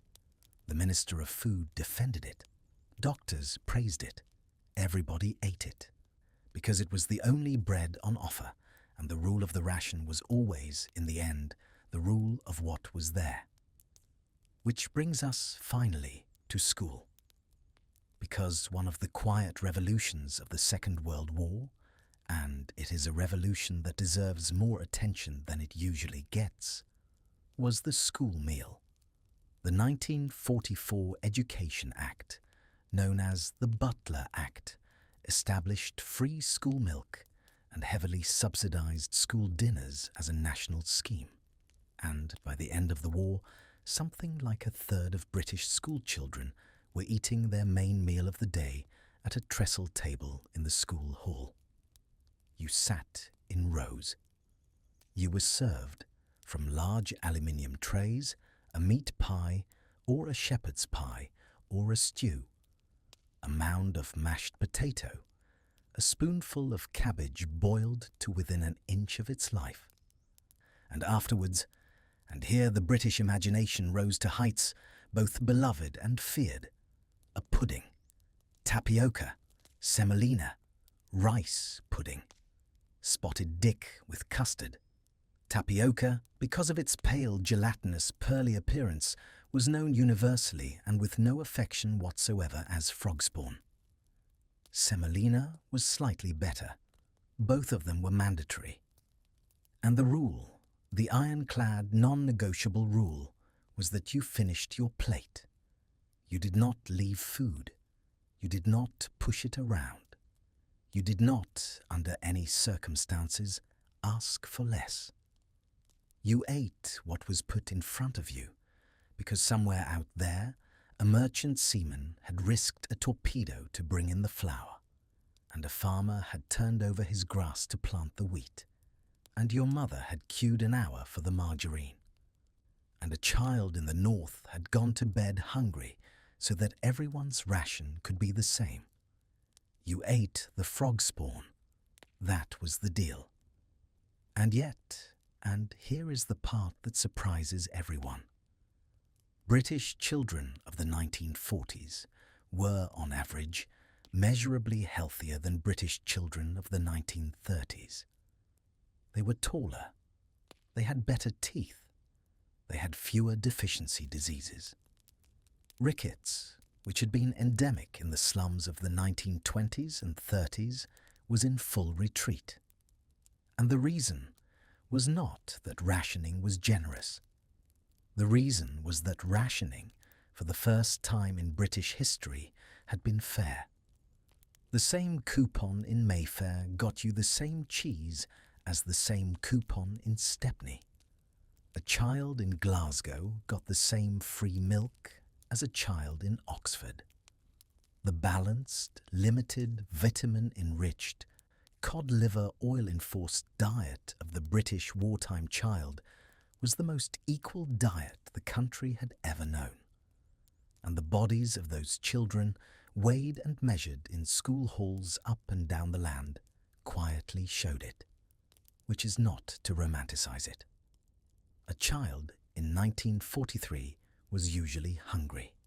A child in 1943 dreamed of bananas in a way that would embarrass a modern adult to hear described. A child in 1943 could tell you with precision exactly how many sweets were left in the paper twist at the bottom of the dresser drawer, and exactly how many days until the next 2-ounce allowance. Hunger was a constant low-level weather. It was simply that the hunger was shared, and the food was honest, and the rules, as brutal and as unglamorous as they were, somehow worked. But food was only part of what filled a child's day. Between the queues and the shelters, and the ration books and the lessons in the cellar, there was still, somehow, a childhood going on. There was still school. There was still play. There was still, against every reasonable expectation, games and comics and Saturday mornings at the pictures. And that is where we are going next. Because the strange thing about the Second World War, from a child's point of view, is that the war arrived and the schools closed. Not metaphorically, actually closed. In the first weeks of September 1939, as the evacuation trains pulled out and the blackout curtains went up, a great many school buildings in Britain were simply shut. Some were closed because the evacuation had emptied them. Some were requisitioned overnight as ARP posts, auxiliary fire stations, first aid depots, mortuaries, or food offices. Some were judged too close to a docks, a gasworks, or a factory, and therefore too dangerous to fill with children. And in the city neighborhoods that were judged most vulnerable to bombing, the decision was taken that it was safer for the moment to send children home and hope for the best. Which meant that for the first months of the war, and in some places for most of a year, a good many British children did not go to school at all. They ran in the streets. They played in bomb sites once bomb sites began to appear. They helped their mothers queue. Some of them, through no fault of their own, simply lost the habit of reading. And when the schools did reopen, the teachers had to begin again from almost nothing. When education did come back, it came back in improvised forms, in unlikely rooms, and under conditions that would make a modern head teacher weep. In reception towns, the local school now had to fit its own children and the incoming evacuees, and so the double shift system was born. The village children came in the morning. The evacuee children came in the afternoon, or the other way round. And in the gap between shifts, two sets of teachers swapped blackboards, swept up the chalk dust, and tried, quietly, to remember whose turn it was to teach long division. In the cities where children had stayed or returned, lessons simply followed the raids. You learned in the church hall on Monday because the school was being repaired, in the front parlour of somebody's aunt on Tuesday because the church hall had been requisitioned, and in a brick shelter at the bottom of the playground on Wednesday because the sirens had gone before morning break. Teachers carried whistles around their necks, not as a modern PE teacher does, but because the whistle meant shelter now. They carried gas rattles as well, wooden noisemakers that made a harsh clacking sound, the official signal of a gas attack, a sound, you were told, from the age of 5 to know and to obey. The rattle went, and you put on your mask, and the lesson continued from inside the rubber. You can picture it, perhaps, a cellar under a London primary school, a single bulb, 20 children sitting cross-legged on a concrete floor, reciting the 6 times table in muffled voices through the filters of their civilian respirators, while, somewhere above, a distant thump rearranged the dust on the rafters. The teacher, her voice slightly nasal through her own mask, calmly tapped a stick against a slate and carried on. There was no drama in it. There was, in fact, a great and deliberate absence of drama, because the rule of the British classroom, which had always been orderly, now became something closer to sacred. You stood when the teacher entered. You sat when told. You spoke when addressed. You said, "Sir." You said, "Miss." And when the all clear went, you picked up your satchel and moved back upstairs and carried on with scripture. The curriculum itself was, for most of the war, gloriously and stubbornly old-fashioned. Arithmetic, English, scripture, handwriting, practiced with a steel nib pen dipped into an inkwell set into the corner of the desk, the nib making a tiny dry scratch against the paper, the ink smelling faintly of iron. Needlework for the girls, hemming, darning, the patient running stitch, and woodwork for the boys, though good wood was hard to come by, and the woodwork teacher was often in the forces. There was Latin in the grammar schools.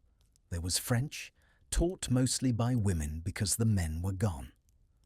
And there was, from the 1944 Education Act onwards, the new idea of the 11 plus, a single examination that would decide at the age of 11 whether a child went to a grammar school, a secondary modern or a technical school, a decision that would shape the rest of their life and that would, in time, become one of the great and unresolved arguments of post-war Britain. Discipline was, by modern standards, ferocious. The cane hung on a nail behind the teacher's desk. The ruler came down on the knuckles. A slipper, usually a plimsoll, usually a large one, was produced for serious offences, and serious offences included talking, not paying attention, getting sums wrong, spelling receive incorrectly twice in a row, and, on one documented occasion, sneezing during assembly. You did not complain to your parents.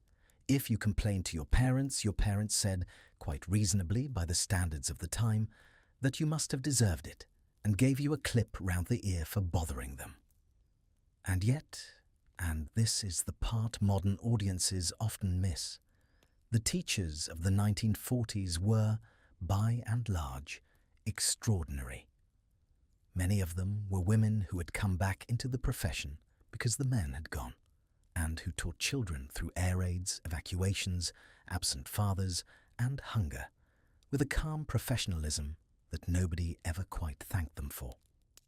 They were the quiet infrastructure under the whole war. They marked the spelling. They checked the nits. They hugged the child whose father had just been reported missing. And then they stood up and taught the 9 times table because the 9 times table still needed teaching. There was also, running through all of this, the small bright ritual of the school milk.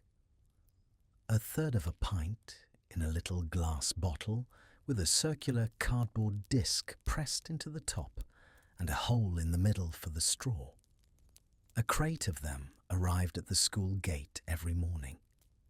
In winter, if the crate had been left out too long, the milk froze, and the cream at the top rose up through the hole in the cardboard like a tiny white mushroom, and children fought, quietly, politely, but without mercy, over whose bottle had the biggest one. In summer, the milk warmed in the crate and developed a faintly sour edge by mid-morning. But you drank it because everyone drank it, and because, somewhere in the back of your mind, you knew that the milk was part of the deal that kept you alive. And then, when the bell went and the school day ended, there was play. And this is where British children of the 1940s, deprived of so much, quietly invented one of the strangest and most inventive childhoods of the 20th century. They had almost no new toys. Rubber was rationed from very early on, which meant that new rubber balls were essentially unavailable. Metal was being collected in salvage drives. Iron railings had been hacksawed out of front gardens and melted down. Wooden toys existed, but wood was short. Tin soldiers, which had been the staple of Edwardian boyhood, had largely been melted down or put away. So, children made do. They made do magnificently. The great currency of the British wartime child was shrapnel. After a raid, the streets around a bomb site were littered with twisted fragments of metal, pieces of German bomb casing, anti-aircraft shell fragments, odd bits of aluminium from a downed aircraft. And children, usually against the strict and repeated orders of every adult in their lives, would go out at dawn to collect them. The biggest piece won. a lump of shrapnel the size of a fist, still faintly warm, could be traded for almost anything. There were unofficial exchange rates. A Spitfire fragment, authenticated by a boy who claimed his uncle was in the RAF, was worth 3 ordinary bits of anti-aircraft shell. A piece of bomb fin, if you could find one, was a small kingdom. This was, of course, genuinely dangerous. Unexploded ordnance was everywhere. Incendiaries sometimes failed to detonate. Butterfly bombs, as we'll come back to, lurked in gutters looking like broken thermos flasks. Every so often a boy picked up the wrong thing and did not come home, and the street mourned and nothing changed, because the shrapnel game was too good to stop. It was, for a 10-year-old in 1941, the most exciting thing in the world, and the grown-ups had other problems. Beyond the shrapnel, children played the games their parents and grandparents had played with almost religious fidelity. Hopscotch, scratched in chalk on the pavement.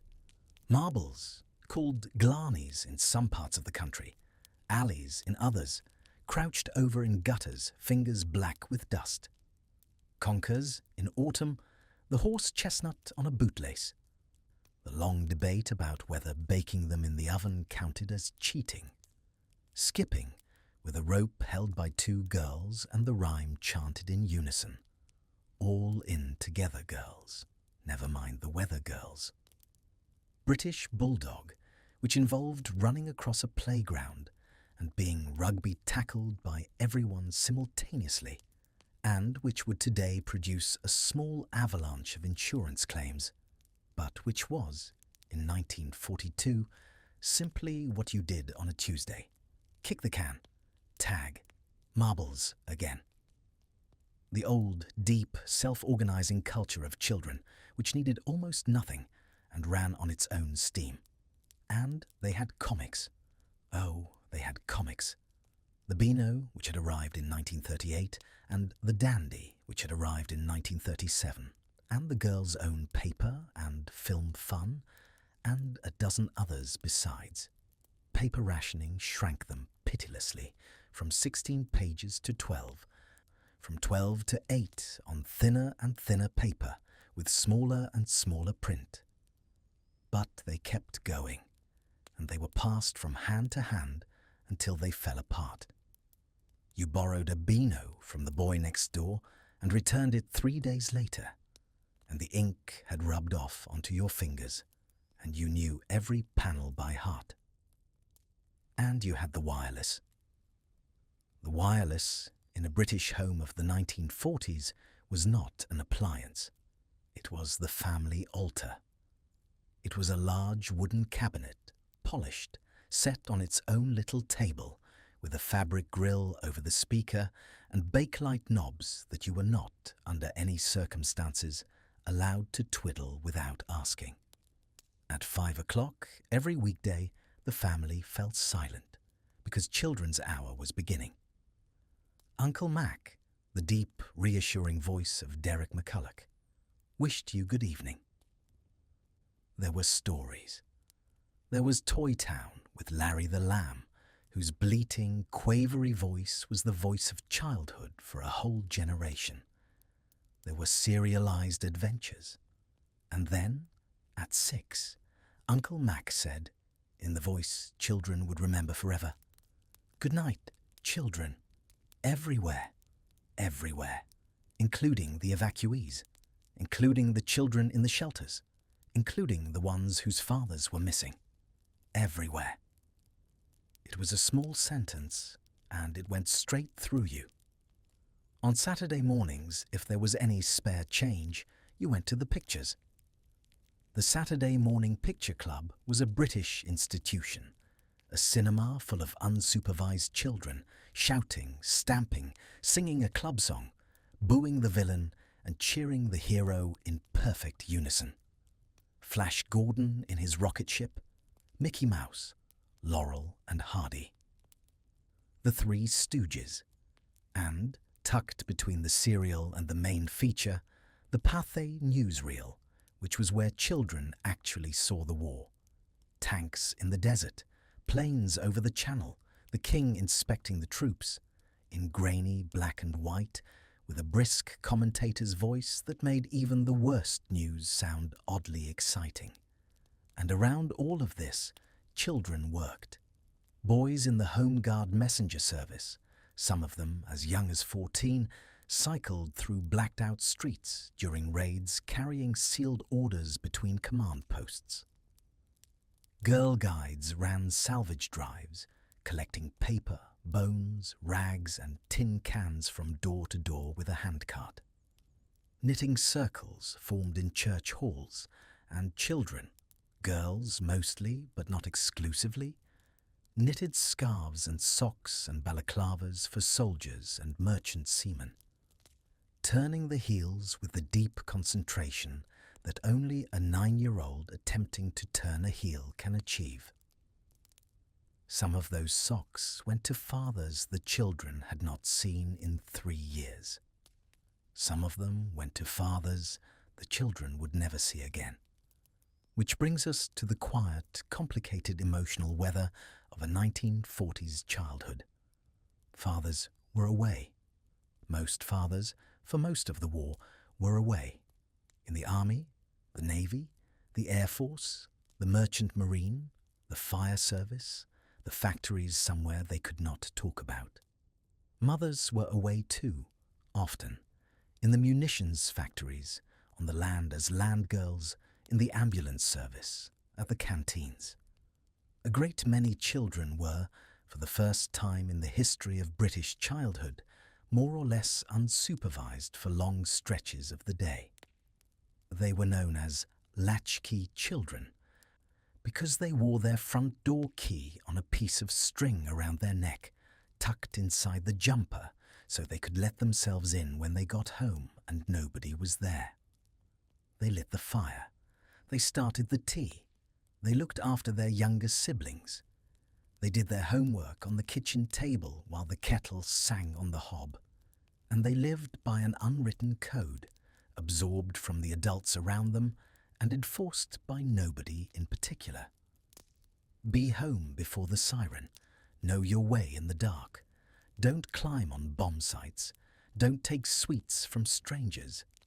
And especially, the mothers said gently, not from men in uniform who weren't ours. It was, depending on how you looked at it, either a terrible childhood or the freest childhood any British generation has ever had. In truth, it was both. They had fear and liberty in equal measure.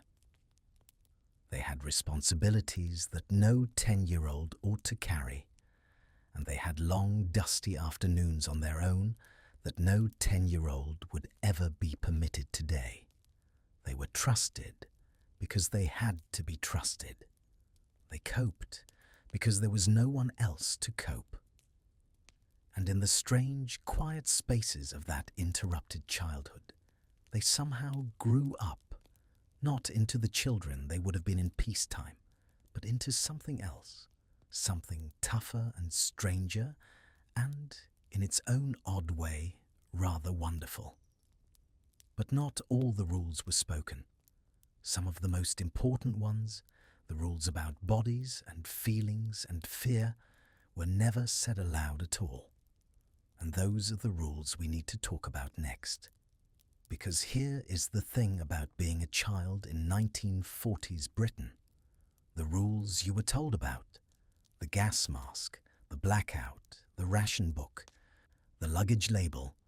Those were the loud rules. The official rules. The rules with posters and pamphlets and wardens and fines. But underneath the loud rules, there ran a second, quieter set. Rules about your body, rules about your face, rules about what you were allowed to say, and rules about what you were most certainly not. And these were the rules that, in many cases, stayed with children the longest. Long after the sirens stopped, long after the blackout curtains came down, long after the ration books went into the drawer and were forgotten. Let's start with the body, because the body was, quite literally, a site of government policy. From 1940 onwards, under the National Milk Scheme, every expectant mother, every child under 5, and eventually every schoolchild in the country was entitled to subsidised or free milk. Alongside it came 2 small determined items that every British child of the era remembers with a kind of weary affection. A bottle of thick, sticky, concentrated orange juice, shipped over from American citrus groves through the Lend-Lease Agreement, and a large brown bottle of cod liver oil, which arrived in the kitchen with the grim inevitability of a tax bill. Every morning, a teaspoon of each. The orange juice was sweet, almost syrupy, and children actually quite liked it. The cod liver oil was something else entirely. It was oily, it was fishy, it tasted, depending on who you asked, of the bottom of a boat, the bottom of the sea, or the inside of a very old cupboard, and it left a faint marine afterglow on the back of your tongue that lasted, roughly, until lunchtime. Children lined up. Mothers advanced with the teaspoon. The rule was that you swallowed it and did not complain. And really, it worked. Because the children who grew up on that regime, the free milk, the orange juice, the fish oil, the rationed but balanced plate, were, on average, visibly healthier than the children of the slums of the 1930s had been. That was the strange secret of wartime nutrition. Imposed scarcity, combined with imposed vitamins, produced one of the healthiest generations of British children ever recorded. Not a result the Ministry of Food put on its posters, but a result nonetheless. That doesn't mean children weren't ill. They were ill constantly. The diseases of the 1940s came through schools like weather. Diphtheria had been a killer. In 1940, it took 2,480 children in Britain alone. But a mass immunisation campaign began that same year, the first of its kind on such a scale, and by 1945, the death rate had been pushed down to almost nothing. It was a genuine miracle, carried out quietly in school halls with a nurse, a needle, and a sugar lump. Scarlet fever still stalked the wards. Whooping cough rattled through classrooms. Measles arrived in great waves. Tuberculosis waited patiently in damp houses. Impetigo crusted around children's mouths. Rickets bent the legs of children who had grown up in back-to-backs with no sunlight. And then there were the lice. The night nurse was a feature of every school, everywhere. She arrived, usually unannounced, with a steel comb and a bowl of disinfectant.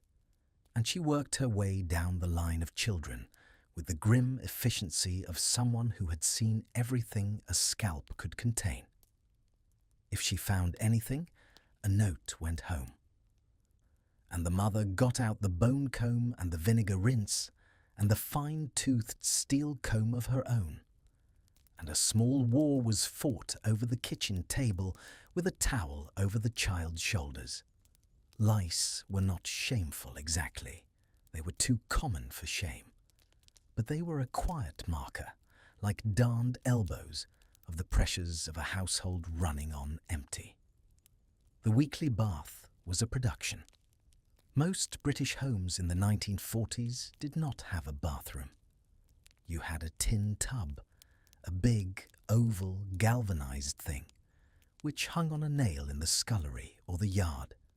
And on bath night, usually a Friday or Saturday, it was unhooked and dragged in front of the kitchen range, and water was heated in pans and kettles and poured in. The rule was oldest first, youngest last, because the water got cloudier as it went.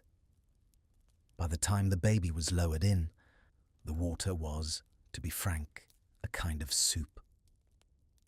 And yet the baby was cleaner afterwards than before, which was the main thing. Soap was rationed from February 1942, 4 ounces per person every 4 weeks, which meant the bar of carbolic in the soap dish was used to the last sliver. And then the slivers were pressed together to make a new bar, and that bar was used to the last sliver, and so on, forever. Clothing was rationed from June 1st, 1941. 66 coupons a year for everything: coat, dress, shirt, vest, pants, socks, shoes. A pair of children's shoes cost 7 coupons. A winter coat cost 11. By the end of the war, the annual allowance had been cut to 48 coupons, and then to 36, and children, inconveniently for everyone, kept growing. The answer was the great, quiet, stubborn craft of mothers: unpicking, turning, reknitting, patching, darning. A father's pre-war jumper, lovingly hand-knitted by an aunt in 1937, was unravelled carefully, the wool rolled into balls, any thin bits knotted, and reknitted into a smaller jumper for a 7-year-old. A worn-out sheet was cut down and turned into pillowcases, and the pillowcases eventually into handkerchiefs, and the handkerchiefs eventually into rags. Nothing was thrown away. Nothing. You'll have seen the logo, even if you haven't known what it was. CC41, 2 fat Cs, and a 41, like a pair of Pac-Men chasing a number, was the utility mark, stamped on government standard clothing and furniture from 1941 onwards. Plain, well-made, simple, a little austere. The Make Do and Mend pamphlet was published in 1943, full of cheerful, slightly deranged tips about how to make a skirt from a pair of curtains and how to darn a heel so it looked almost deliberate. Mothers read it. Mothers followed it. Mothers became, collectively, the greatest generation of domestic engineers Britain has ever produced, and they did it, mostly, without anyone thanking them. And in the middle of all of this, a child had to keep their feelings to themselves. This is the hardest part to convey, because we live in an age that has, rightly, mostly, decided that children's feelings matter and should be expressed. In the 1940s, that was not the prevailing view. The prevailing view, passed down through centuries of British domestic culture and sharpened to a fine edge by the demands of the war, was that you did not cry. You did not complain. You did not make a fuss. You were brave for your mother when your father went away. You were brave for your younger siblings when the sirens went. You were brave on the day the billeting officer took you to a stranger's house. And you were brave on the day your mother put you on a train with a label round your neck. And you were brave when the letter came. And you were brave and brave and brave. And nobody ever thought to ask whether you could afford to be. The letter, the telegrams, we regret to inform you. That sentence, typed on flimsy paper and delivered by a boy on a bicycle, arrived at hundreds of thousands of British doorsteps during the war. Some mothers opened them on the doorstep. Some saved them for when the children were in bed. Some hid them for days or weeks and carried on making the tea and washing the clothes and answering the child's questions about where Daddy was until they could find the strength to say it out loud. Some families never told the children the full truth. Some children learned, decades later, that the story they had grown up with, that Daddy was missing, that Daddy might still come back, had ended quietly in a telegram their mother had read alone in the scullery in 1943. The children, of course, noticed. Children always notice. They noticed the red-rimmed eyes at breakfast and the sudden disappearance of the photograph from the mantelpiece, and the neighbour bringing round a pie with a particular expression, and they knew the way children know that something had happened. But the rule was that you did not ask, and if you did ask, you were told kindly that everything was fine, and you learned very quickly not to ask again. Bedwetting was rife. Nightmares were rife. Both were generally treated with irritations rather than sympathy, because sympathy was an expensive emotion and everyone was running low. A wet sheet was another sheet to wash, and washing was already an all-day affair with a copper and a mangle, and mothers were tired in a way modern people can barely imagine. Children learned somehow to apologize for being afraid. On top of all this sat the propaganda. Careless talk costs lives. The Fougas cartoons, with Hitler and Goering hiding in the curtains behind two gossiping women, or under the seat on the underground. Walls have ears. Be like Dad. Keep mum. The message to children was clear. You do not talk about what your father does, or what your uncle does, or what the men in the van on the corner are doing, or what you saw on your way to school. You do not, under any circumstances, mention troop movements, even if you have no idea what a troop movement is. The spy, in the child's imagination, was a real and looming figure. A man in a Macintosh, a woman with a foreign accent, a neighbor who asked too many questions. In reality, the number of genuine German spies operating in Britain during the war was almost comically small, most of them having been captured or turned within weeks of arrival. But the fear was real, and the rule was absolute. You did not talk. And then, in May 1940, as France fell and invasion looked imminent, the rule reached into the classroom itself. The government ordered the internment of enemy aliens, German, Austrian, and Italian nationals living in Britain, under the slogan, "Collar the lot." In many cases, this meant Jewish refugees who had fled the Nazis only months or years before. It meant the quiet man who ran the delicatessen on the corner. It meant a schoolmate who had arrived, wide-eyed, on the Kindertransport, who spoke careful, lisping English, and who vanished one Monday morning and did not come back. Some were interned on the Isle of Man. Some were shipped to Canada and Australia. Children noticed the empty desk. Children were told by well-meaning teachers that it was for the best. Children quietly drew their own conclusions and kept those conclusions to themselves, because that too was the rule. And so you grew up hyper-vigilant. You flinched at sudden noises. You counted exits. You knew where the nearest shelter was from any street you happened to be walking down. You developed what psychologists would later call, in a rather generous phrase, a heightened situational awareness, and what your grandmother would simply have called having your wits about you. You bonded fiercely with your siblings, because your siblings were, often, the only people who knew exactly what your life felt like from the inside. You became, without ever being asked, older than your years. Above all, you absorbed the single, unwritten, unbreakable rule that sat beneath every other rule of a British 1940s childhood. It was not printed on a poster. It was not broadcast on the wireless.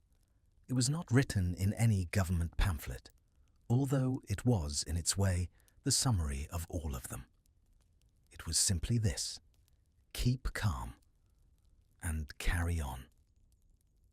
Even when you were 8, even when the house next door was gone, even when you had not seen your father in 3 years and could no longer quite remember his voice, even when the telegram came, even when the siren was still ringing in your ears at 3 in the morning, you carried on. You ate your tea. You said your prayers. You put your gas mask box by the bed. You pulled the blackout curtain tight, and you went to sleep, because tomorrow there was school, and tomorrow there was milk, and tomorrow, quietly and stubbornly, there was still a life to live. And then, slowly, without anyone quite believing it, the war began to end. It did not end the way you expected. There was no single trumpet, no magical morning when the rules dissolved. It ended in increments, the way a long winter ends, a slow, grudging thaw, with the occasional sharp frost to remind you that nothing was over yet. The first real sign, for most British children, came not from the wireless, but from the roads. In the spring of 1944, if you lived anywhere south of a line drawn roughly between Bristol and the Wash, the lanes outside your village began to fill up with strangers. American strangers. Vast, loud, chewing gum-scented strangers, driving jeeps and trucks and half-tracks and tanks painted olive drab in columns so long that they took hours to pass a single crossroads. A child sitting on a gate post in Hampshire or Sussex could watch the same convoy roll south for an entire afternoon and still not see the end of it. And the children, being children, had one job, and they did it with relentless, single-minded professionalism. They stood at the side of the road, they waved, and they shouted the magic words. Got any gum, chum? The GIs, bless them, almost always had gum. They had chocolate too, Hershey bars, which a British child had never tasted, and would, on first bite, decide was faintly medicinal, although not enough to stop eating. They had tinned peaches. They had K-rations, which contained small, baffling packets of 4 cigarettes and a square of hard candy. They had nylons, which they were not supposed to give to children, although nobody's older sister ever complained when one appeared.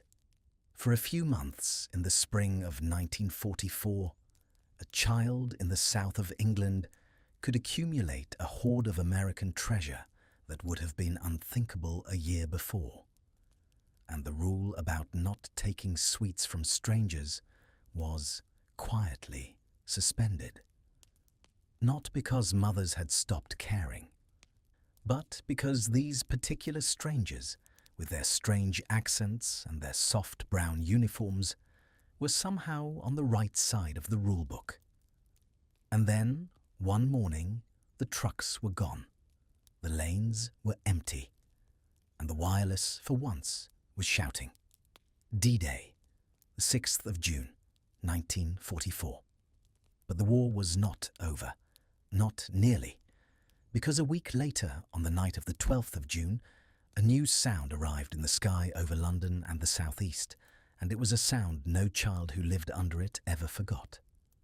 A deep, uneven, pulsing buzz, like a badly tuned motorbike with a head cold coming closer and closer. The V1, the doodlebug, the flying bomb. The rule of the V1 was the cruelest rule of the whole war because it was so simple. You listened for the engine. As long as the engine was buzzing, you were fine. When the engine cut out, and it always cut out, you had about 12 seconds. 12 seconds to get under a table, into a doorway, down a shelter. Children across London learned, without anyone teaching them, to count those seconds. 1, 2, 3, still falling. 4, 5, 6. The silence was the bomb. 7, 8. You held your breath, and you waited, and then either the ground shook or it didn't. And if it didn't, somebody else's 12 seconds had just ended, and you felt an unspeakable, shameful flicker of relief. Over 9 months, the V1s killed 6,184 people in Britain. And then came the V2, which had no rule at all. The V2 was a rocket, supersonic, silent, arriving before the sound of its own approach. The first you knew was the explosion. There was no siren, no warning, no ritual, no way to be brave in advance. It simply happened, or it didn't. 2,754 people died under the V2s, and among the worst single incidents was a Saturday morning, the 25th of November 1944, at Woolworths in New Cross, South London. Word had gone round that Woolworths had a delivery of saucepans. Saucepans in 1944 being nearly as rare as gold. And by mid-morning the store was packed. Mothers, children, prams in the aisle, the queue stretching out onto the pavement.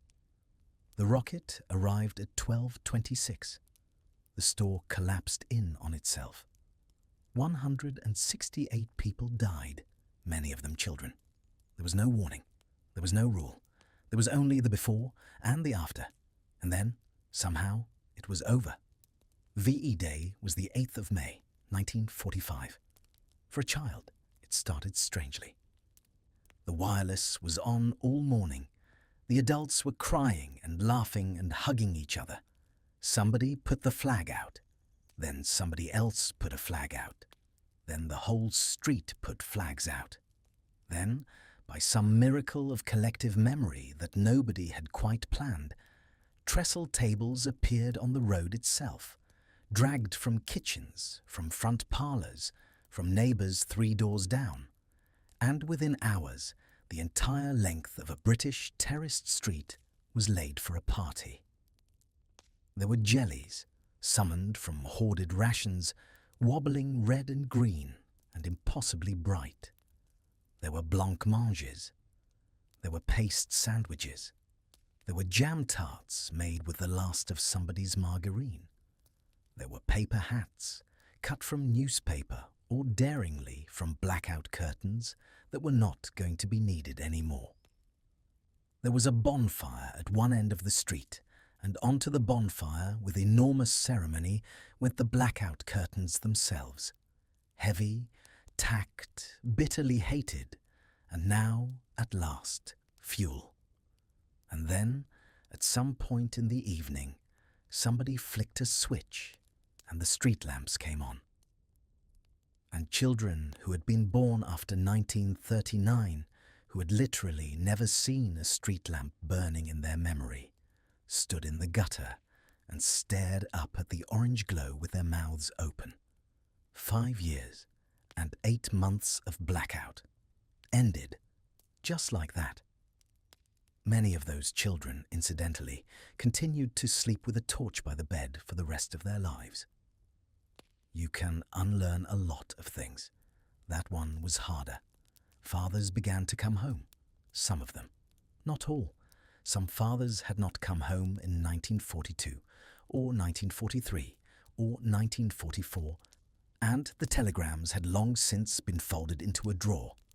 Some came home in 1945. Some came home in 1946, after months in prison camps or hospitals, or on the slow boats back from the Far East. And here was a rule nobody had warned anyone about.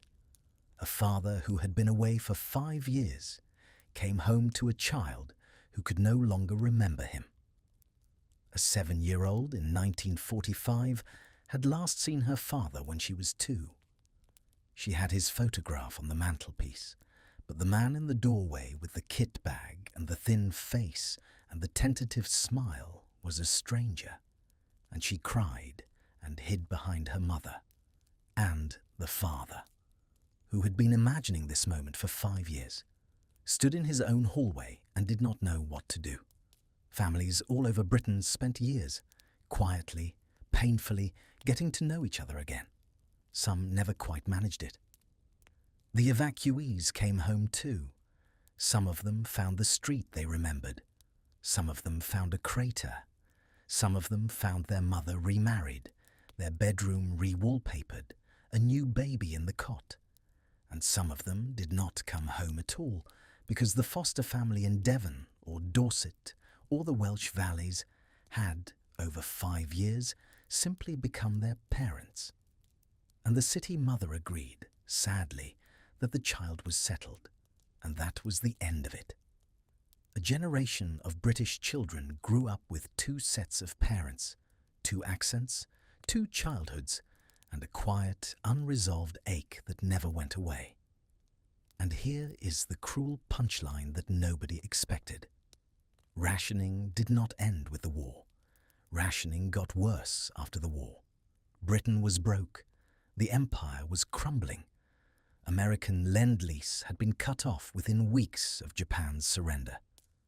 And so, in July 1946, a year after the flags came down and the jellies were eaten, the government did something it had not done in all 6 years of war. It rationed bread. Bread, which even Hitler had not taken away, was now on the coupon. Potatoes were rationed in 1947 after a catastrophic winter. Clothing rationing dragged on until 1949. Sweets did not come off the ration until the 5th of February 1953.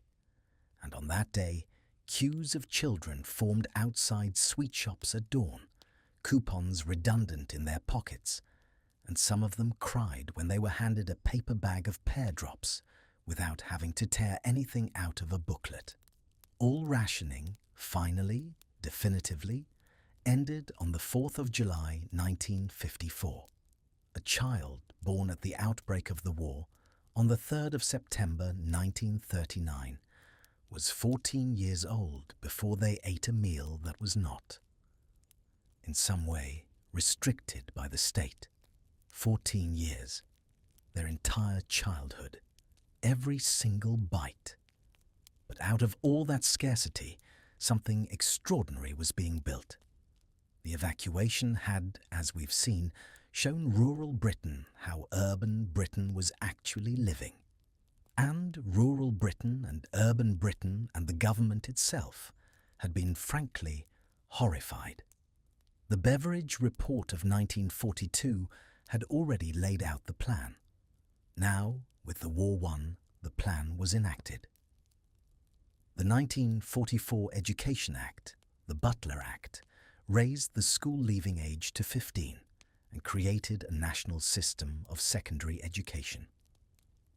The 1946 Family Allowances Act put money for the first time directly into mothers' hands.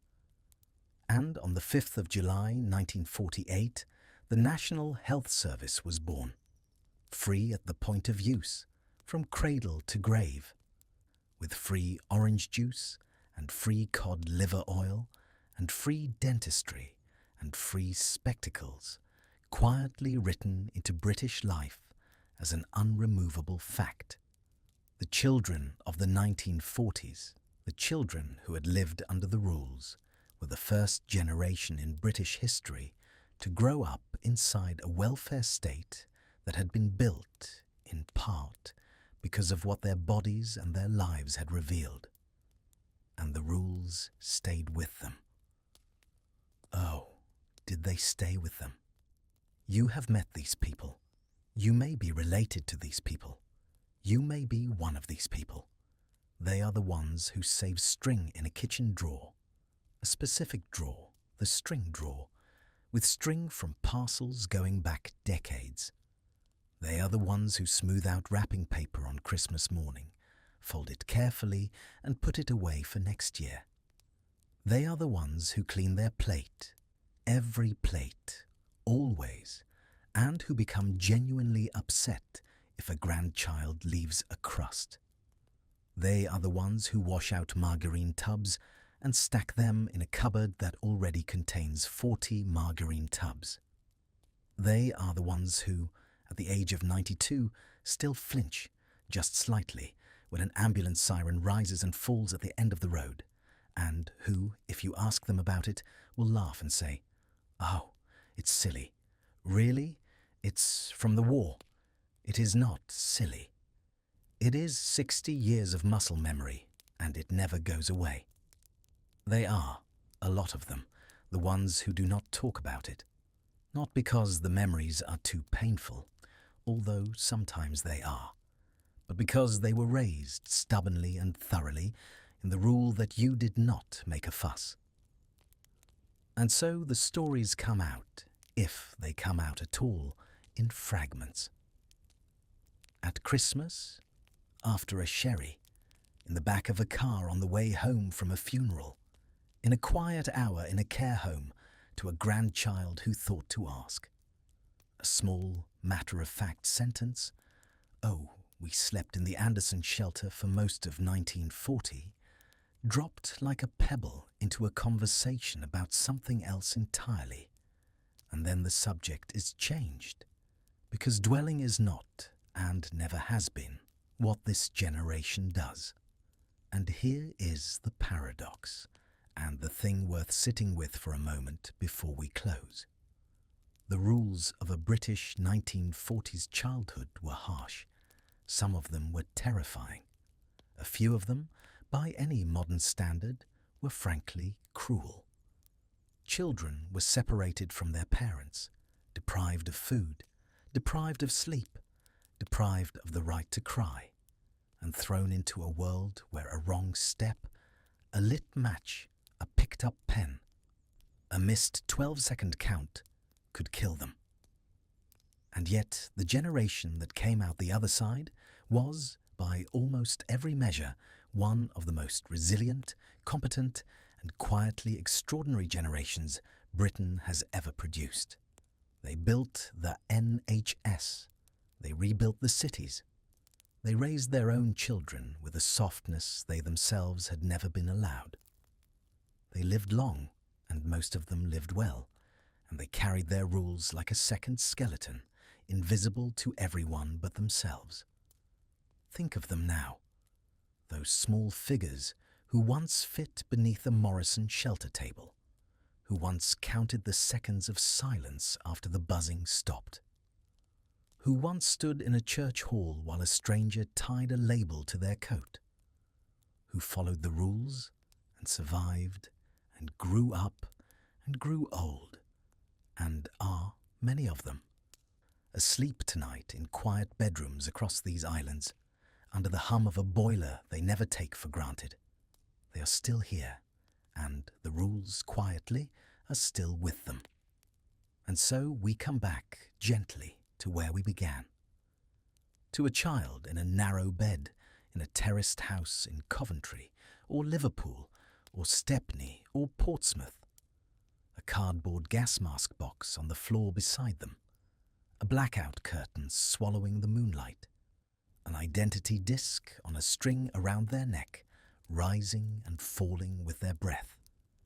And a head full of rules. How to dress in 30 seconds. How to find the stairs in the dark by counting them. How to tell a Heinkel from a Spitfire by the pitch of its engine. How not to pick up a fountain pen in the street because it might not be a pen. How to eat everything on the plate because the plate was almost empty.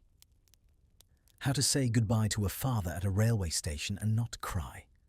How to be brave at 7, at 8, at 9, when bravery was not a choice but a rule, like the blackout, like the ration book, like the label tied to your coat. They were not superhuman. They were not mostly heroic in any way they would have recognized. They were children, doing what children do, which is to accept the world handed to them and try to live inside it. Some of them managed beautifully. Some of them managed badly. Many of them did not get to manage at all.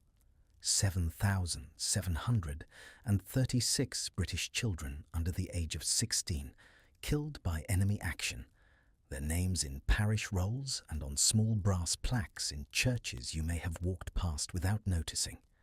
They deserve to be noticed, and the millions who survived, many still alive tonight, in armchairs and care homes and quiet bedrooms, deserve to be noticed too. Tonight, as you lie in your warm bed, with your central heating humming somewhere in the walls, with a fridge full of food that nobody counted with a coupon, with a light you can switch on without covering the window first. Maybe spare a quiet thought for the small figures who went before you, the ones who slept in a corrugated steel shelter in the garden, the ones who learned aircraft by sound, the ones who ate the tapioca, swallowed the cod liver oil, folded the wrapping paper, and never, ever wasted a crust. Thank you for spending this long evening in the past with me. If you fell asleep somewhere in the Blitz, or in a village hall in Devon, or at a VE Day trestle table, that is the highest compliment you can pay this channel, and I take it gratefully. If you are still awake and you'd like to wander further back, there are other quiet corners of history waiting for you. The children of the Victorian workhouses, the home front of the Great War, the small lives of Tudor England, all of them told slowly and softly, the way stories should be told at this hour. For now, close your eyes. The siren is not going to sound.